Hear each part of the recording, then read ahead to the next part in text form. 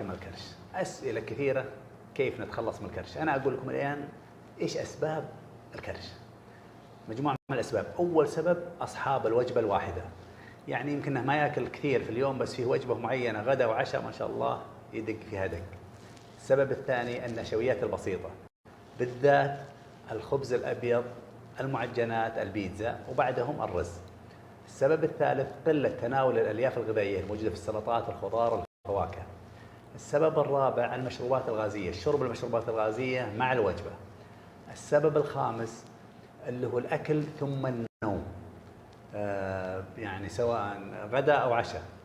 السبب الذي يليه إدخال الطعام على الطعام، مثلا يتغدى أو يتعشى ثم يحلي، هذه من مسببات كبار الكرش.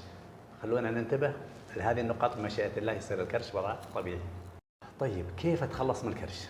أولاً الكرش مثل البالونة اللي فيها ماء، لا بد أفضيها وبعدين أقدر أشدها.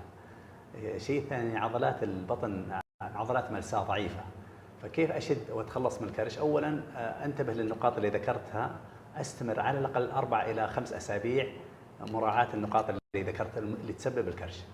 بعدين أبدأ بشد البطن تدريجياً، يعني وأنا جالس في المكتب، في السيارة، في البيت، أشد بطني لجوا، أشده يعني 10 مرات في اليوم، كويس، وأمرنه بشكل كويس. ثم أبدأ في تمارين شد البطن موجودة في يوتيوب، أتبع نظام صارم في شد العضلات الأفقية والعمودية والمستعرضة والجانبية. أشرب ماء كثير جدا، أزيد السلطات والخضار والفواكه لأن الألياف هذه تساعد على أن المعدة ما ترجع تتمدد.